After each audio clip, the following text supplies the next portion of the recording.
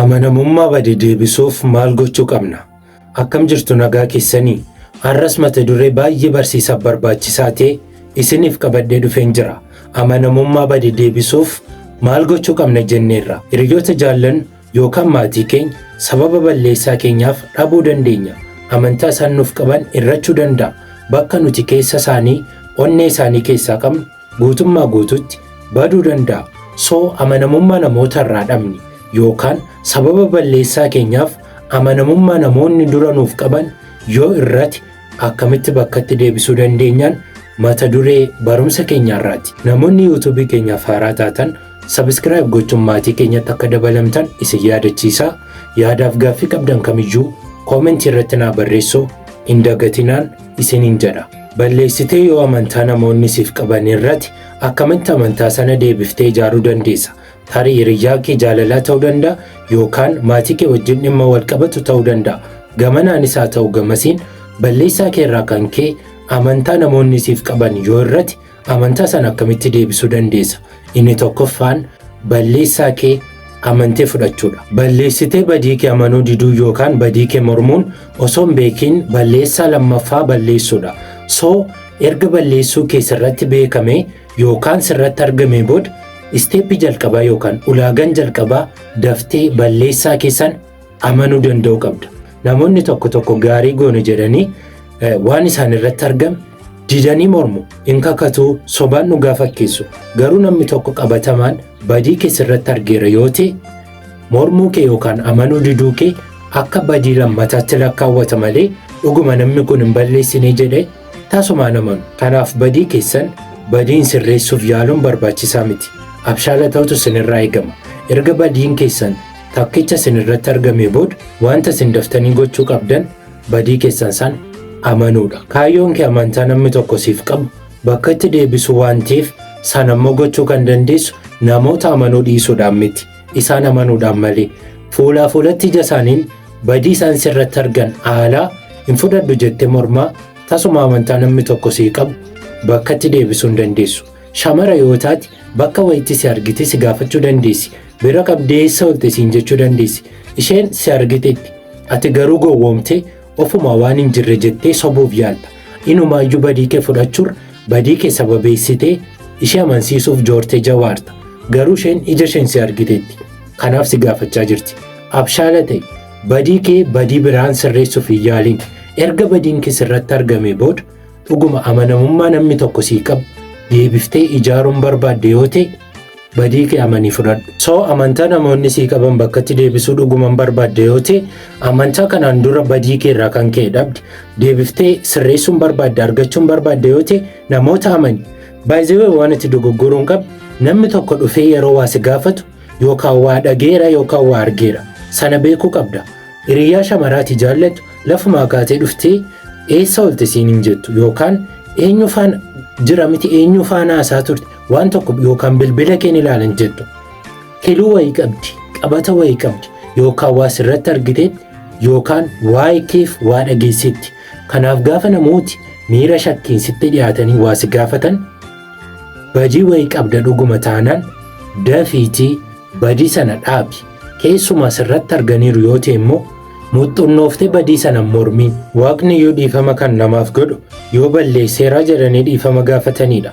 Hin balleessine jettee ammati mormitutti nama hafuutii waaqni yoo dhiifama siin godhu balleessitee taanaan badii kee amantee fudhachuun amanamummaa kee badii deebisuudhaaf ulaagaa isa jalqabaati. Lammaffaan wanta ta'e hubachiisuuf yaaluudha. Yeroo tokko balleessitee salphiftee mamaarree kun badii salphaadha jettee kan darbitu yoo ta'e namoonni badii ati hin balleessin iyyuu akka waan ati balleessiteetti yaaduu danda'u. Ajennu guyyaa tokko utuu itti teekistiin shamara biraa faana haasoftuu haadhimannaa kee yookaan hiriyyaan kee jaalalaa ka dubaraa si argitee ajennu. Isa booda bilbila sirkatti yommuu isheen argitu kun waan salphaadha bakka nama faana naasee dhiiseera yooti jettee dhiifte dhuguma si amanti jettee yaaddaa? Hin jedhamu kun hin yaadamus. Akkanuma immoo shamara yoo taate hiriyyaan kee dhiiraa guyyaa wayii dhiira biraa wajjin si argee eessa oolte yommuu inni siin jedhu normaaliidha. Hiriyyaa koo tokkoon dubbisee deebi'a yooti jette dhuguma waan inni si amanu sitti fakkaata. Wanta ta'e diteelii gadi fageenyaan tokko lama jettee hubachiisuu danda'uu qabda. Wanti sun badiidha yoo ta'e kana kanadha jettee ibsa bal'aatti laattee akka isaan si hubatanitti afaan ittiin si hubachuu danda'aniin namootaaf ibsuun baay'ee murteessaadha. Balleessuu dandeessa. Garuu badii kee amantii fudhachuutti dabalee namoonni waan ati hin balleessin iyyuu balleessiteetta jedhanii akka isaan si yaanneef wanta gooti sirriitti namootaaf ibsuu qabda. Atamma dogoggortii shamara biraa haasofsiisaa jirta. Wanta biraatti hin darbine garuu caallisteem karaa chaatii haa ta'u wajjin haasaa jirta. Si'a tokkicha hiriyaatti jaallattu sana sirratti argitee ati salphiftee maayii nama faana haasaa jira noormaaliidha jettee yoo dhiifte isheen ganaa wanta kana caccaan waan shanjaa yaaduu dandeessi. Sanarraa hariiroo darbu nama sana faana akka waan itti qabdutti, akka waan itti wajjin ciiftee beektutti, akka waan itti jireenya biraa laayifii biraa ishee faana qabdutti si yaaduu dandeessi nama waan taateef. Hiriyaan kee dhiiraas akkasuma. Ati dhiira biraafaan dhimma hojiif ta'uu danda'a, I don't know. Keezii biraaf dhaquu dandeessa. Garuu salphiftee hojii fannaqe jettee gabaabsite yoo dhiifte inni sammuunsaa sanarra dabarsee wanta biraatti si yaaduu danda'a. So hojiif dhatte dhuguma yoo ta'e maaliin hojichi? Hojii akkamiiti? Maaltu walitti sin fide? Gadi fageenyaan teessee isa hubachiisuu danda'uu qabda. Amma kanan goonetti amantaa namootarraa argachuu hin dandeessu. Waan ati hin balleessin iyyuu akka waan ati balleessitetti waan si yaadaniif inumaa amantaa isaan siif qaban gadi irrachaa deema. Badaa deema jechuudha. So badii kee amantii fudhachuutti taansee isteeppi inni barbaachisaan wanta balleessite san namoota hubachiisuudha. Yoo kun hin taane waan ati hin balleessin iyyuu akka waan ati balleessitetti yaadu.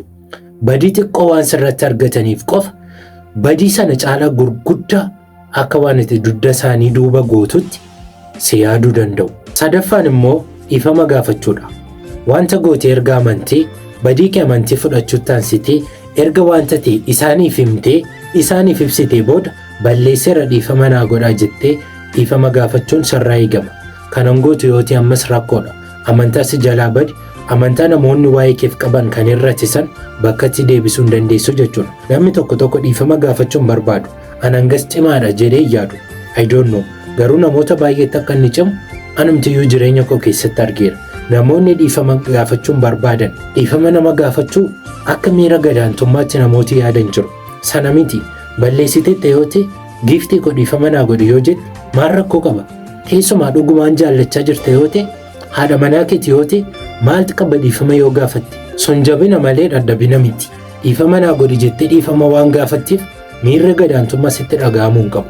Warreen hariiroo keessa jirtan gaa'ela keessa jirtan haafuuti nama karaarraa walitti buuteyyuu balleessaan kan keete taanaan dhiifama naa godhi obboleessa, dhiifama naa godhi obboleettii yoo jette maal inni kun waan nama qaanfachiisu miti.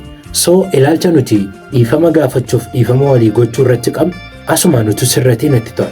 Erga balleessite badiin kee sirratti argame badii kee amantii fudhatte badii kee sana namootaaf ibsite booda dhiifama gaafachuu qabda. Balleesseera I'm sorry dhiifama naa godhaa dhuguma gaddeera kun badiidha si miidheera maaloo sin jaalladhaan dhiifama naa godhi jechuu qabda. Dhiifama gaafachuu jechuun akka ofirra dabarsa wayii deemtee kana balleesseera dhiifama beekaa jettee isa deemtu miti. Kun dhiifama gaafachuu natti hin fakkaatu. Inumaayyuu aarii namni tokko keessa isaatii qabu akka itti dadammaqsuu wayiiti. Kan utuu hin taane keessa keetii dhuguma gadditeetta yoo ta'e tasgabbooftee wanta goote ibsitee fi kun dhuguma badiidha. Utuu ana ta'es miiruma sitti dhaga'ame kanatu anatti dhaga'ama. Dhugaa qabdaati. An baay'ee si miidheera. Sitti balleesseera. Garuu badii koo kanaaf jedhee amantaa ati naaf qabdu dhabuun barbaadu. Si dhabuun barbaadu. Kanaaf adaraa garaa kee irraa dhiifama naa godhi. Dhuguma gaddeera baradheera naaf dhiisi. Isa kana qofarra naa darbe kana booda ittiin deebi'u jechuu qabda. Namooti tokko nama ajaa'ibu. Kun wanta salphaadha. Hundumtiyyuu hin balleessa. Badii kooti miti. Kanaaf dhiifama ishee gaafadheera. Kana ol maal godhu? Akkasiin jedhamu. Sun dhiifama gaafachuutu hin taane I don't know. Lola jedhisa sana. Dhiifama akkasiin jiru. Badii guddaa balleessitee afaan tokkicha dhiifama naa godhi jettee sun dhiifama gaafachuu sitti fakkaata? Nama karaarraa utuu argin walitti buutee ceequu wal dhoftee gateetti walitti buutee darbiteyyuu akkasitti dhiifama hin gaafatamu. Amanamummaa si daraa badi bakka itti deebisuuf yoo dhugumaa uwwisatee akkana gochuu qabda miti jechuudha. Inni afuraffaan immoo gochaan jaalala kee mul'isuu qabda. Akka jaallattu afaaniin itti himuu dhiifama gaafachuun akkuma jirutti ta'ee jaalala keessan gochaan utubuu danda'u sirra jiraata. Kennaa kennuun ta'uu danda'a, yeroo bal'aa fudhattee isaa wajjin yeroo gahaa dabarsuun ta'uu danda'a. Garuu sanaanis haa ta'u kanaan gochaan waan gochuu qabdu gootee jaalala isaaniif qabdu isaanitti mul'isuu danda'uu qabda. Badii kee irraa kan ka'e amanamummaa sirraa dhabuu qofa osoo hin taane ergati kan hundumaa gootii booda fedhayyuu sirraa dhabuu danda'u. Amma dhiifama gaafatti badii kee amantee fudhatte badii kee ibsiteef jechuun guutummaa guututti namni sun amantaa kanaan dura ati irraa qabdu bakkatti sii deebisaa jechuu miti. Yeroo fudhata sana bakkatti deebisuuf warreen sun akkuma jiranitti ta'e namni sun bakka isaa duraatti deebi'uu dhiisuu danda'a. Yooma dhiifama sii godheyyuu amanamummaa isheen siif qabdu yookaan inni sii qabu akka duraa ta'uu dhiisuu danda'a. Sun bakkatti deebi'uudhaaf yeroo fudhata. Obsa si gaafata. Amma fakkeenyaaf haa jennu chiit gootee haa jennu ishee shamaraa jaalallee kee irratti yookaan haadha manaa kee irratti chiit gootee waan insala sitti hundumaa gootee dhuguma deeftee amanamummaa kanaan dura isheen sii qabdu argachuu waan dandeessu sitti fakkaata. Si faana wal bira ga'uu yookaan wal quunnamtii gochuu jibbuu dandeessi. Yeroof fedha sii qabdu guutummaa guututti dhabuu dandeessi. Gocha kee irraa kan ka'e jechuudha. Bakka ishee obbooftee yaaduu danda'uu qabda. Atis utuusitee akkasuma goota waan ta'eef. So amantaa namni tokko nuu qabu yoo bade bakkatti deebisuudhaaf yeroo fudhata. Isa sana bakkatti deebisuu yoo barbaadde obsa qabaachuun utuma isaan sin uffanii si jibbanii jaalalatti argisiisuun barbaachisaadha. Amantaa waggoota danuuf ijaarti guyyaa tokkotti diiguu dandeessa. Garuu amantaa guyyaa tokkotti diiddisan guyyaa tokkotti bakkatti deebisuu hin dandeessu. Sana bakkatti deebisuuf waggoota baay'ee si fudhachuu danda'a yookaan immoo ji'oota baay'ee sitti fudhachuu danda'a. Amantaa waggootaaf ijaarti guyyaa tokkotti daqiiqaa muraasatti balleessuu dandeessa malee saffisa sanaan bakkatti deebisuu hin dandeessu. Sana amanuu danda'uu qabda. Nan jijjiirama jettee akkuma dhiifama gaafatti nama jijjiiramaa taatee argamutu sirraa eegama. Ka'umsi dogoggora keetii galgala ala turtee dhuguu ta'uu danda'a. For example akkuma fakkeenyaatti jechuudha. Baay'ee dhuddaa halkan dhiisifattee galta girooseera turte dhuddaa guyyaa tokko akka tasaa dogoggortee dhugaatii sanarraa kan ka'e machaa'uu kee irraa kan ka'e ala bultee dubartii biraa wajjin jechuudha. Sun immoo sababatiin hiriyaa kee wajjin walitti buute yookaan haadha manaa kee wajjin walitti buute ta'uu danda'a. Akkuma duraam ala turtee dhudda yoo ta'e dhiisifattee dukkanaan galte yoo ta'e dhuguma akkas gochaa amanamummaa si duraa bade bakkatti deebisuu waan dandeessu sitti fakkaata. Sun tasumaa wanta yaadamu miti. So akkuma nan jijjiirama jettee dursitee afaaniin dubbattee dhiifama gaafatti wanta dursitee dubbatti san gochaan utubuu gochaan mirkaneessuu danda'utu sirraa eegama. Dura ka'umsi dogoggora keetii ala turtee galgalaan dhiisifattee dhuguu yoo ta'e amma guutummaa guututti ala turuu dhaabuu danda'uu qabdaa jechuudha. Ammati dhuddee akka guyyaa sanaa akka gaafa sanaa shamara biraafaan ala buluu dhiisuu dandeessa. Garuu aluma turuu kee qofaan dhiisifattee galuu kee qofaan akkasitti akka isheen si yaaddu akkasitti akka isheen si shakkitu gochuu danda'a jechuudha. Barfattee dhiisifattee galuun kee qofti. Isheen shamaraasaa jennu kanaan dura guyyaa tokko akka tasaa dhiira biraa wajjin utuu isheen jirtu jaalalli ishee yookaan abbaa manaa ishee argeera. Sun badii akka ta'e amantee fudhattee kana booda bakka ati hin beekne tasumaan naqu jettee waadaa galtee dhiifama gaafatteetti. Garuu guyyaa tokko hojiif haa ta'u waan biraadhaaf dhiira birayyuu dhaquu dhiise. Hiriyyaa kee shamaraafaan utuu san beeksisin utuu dhatte manatti galee si dhabe. Maal akka inni shakku beektaa? Jalqabarratti sammuusaa keessa yaadni dhufu maal akka ta'e beektaa? Badii kee jalqabaati. Namoonni si'a tokkicha badii sirratti argannaan ati badii sana iyyuu gochuu dhiisi. Guyyaa biraa dafee sammuu isaanii keessa kan dhufu badii kee jalqabaati. Kanaafan siin jedhe ati girooseera dhaqu haa ta'u dhugaatii dhuguu dhiisifattee ala turtee galuu haa ta'u ka'umsi badii kee jalqabaa. Amma garuu badii sana balleessuu yoo dhiisi bakka biraayyuu torii gali. Garuu gocha keessan hin jijjiirre taanaan namoota sana sammuu isaanii keessa yeroo hundumaa kan dhufu akka waan ati gocha duraa gochaa jirtu yookaan badii duraa balleessaa jirtutti. Akkanatti utuu isaan yaadanii immoo amantaa si duraa bade deebiftee argachuu hin dandeessu. Kanaaf akkuma jetti akkuma waadaa galti akkuma dhiifama gaafatte nama jijjiiramaan ta'a jettee jijjiiramtee argamuun barbaachisaadha. tasumaa waantan godhu jette gochuun qabdu. Amantaa isaan kanaan dura siif dhaban ammayyuu bakka itti hin deebine waan ta'eef amantaa sana argachuun barbaadde yoo ta'e wanta kanaan dura amantaa sana akka itti dhabdu si godhi dhaabuu danda'uu qabdaa jechuudha. Gocha sana guutummaa guututti dhiisuu qabdaa jechuudha. Inni shanaffaaf inni xumuraa wanta gootu hundumaa ifa gochuu qabda. Kana kan gootu itti yaaddee ta'uu qaba. Amma fakkeenyaaf kanaan dura bakka inni hin beekne dhaquu keerraa kan ka'e amantaan siif qabu irrateera ta'uu danda'a. Amantaa sana bakka itti deebisuudha kaayyoon kee yoo ta'e utuu inni sin gaafatin iyyuu bakka akkasiin dhaqa jettee itti himuu qabda. Ati inni dhiiraas akkasuma kanaan dura utuuti shamara biraa chaatiin haasofsiiftuu yoo isheen si argite amma maal gochuu qabda? Utuu isheen sin gaafatin bilbila kee banaa dhiiftee deemuu qabda akka isheen bantee ilaaltuuf jechuudha. Namoonni yoo gochaan akkasitti amanamummaa kee mirkaneessaa fi deemte amanamummaa sirraa dhaban deebisanii siif kennuu danda'u. Kanaan dura badii keerraa kan ka'e amanamummaa nama tokko siif qabu dhabdeetta yoo ta'e sana booda waan ati gochuu qabdu inni barbaachisaan kan biraan ifa ta'uudha. Kallattii kamiin iyyuu haa ta'u jireenya kee keessatti wanta gootu hundumaa ifa gochuu qabda.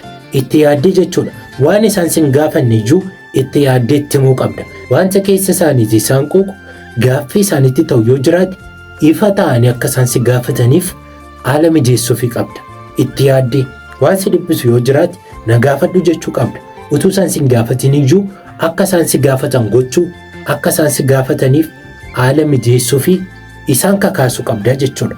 Yoo akkas goote amantaa isaanii qaban bakka itti deebisuu dandeessa. Bakka deemuuf yaadde dursiteetti immoo yoo inni bilbile daftee bilbila jalaa kaaftee bakka akkasiin jira nama akkasii faana jechuu ifa ta'u bakka deemtan wal beeksisuu waliif baruu waliin dubbachuu open ta'u fedhii taatanii yaada qabda waliif ibsuun amantaa isin kanaan dura walirraa dhabdan akka waliif deebiftanii akka walirraa argattaniif isin barbaachisaa jechuudha. Viidiyoo keenya irraas guddaa akka barattan oomaa tokko shakku. Ani obboleessa keessan Abdii Taamaniin ture. Namoonni subscribe gootanii maatii keenyatti hin dabalamne yoo jiraattan ammuma subscribe gochuun maatii keenyatti dabalamaa. Guyyaa gara guyyaatti viidiyoowwan akkas barsiisoo ta'an mata duree garaa garaa irratti hojjennee isin biraan keenya. Viidiyoon kun namoota barsiisa yoo jettan share gochuun akkasuma yaadaaf gaaffii qabdan yaada rakkoo isinitti ta'e kamiyyuu comment irratti nuuf barreessaa. Bakka jirtan maratti fayyaa guutuu naaf qabaadhaa.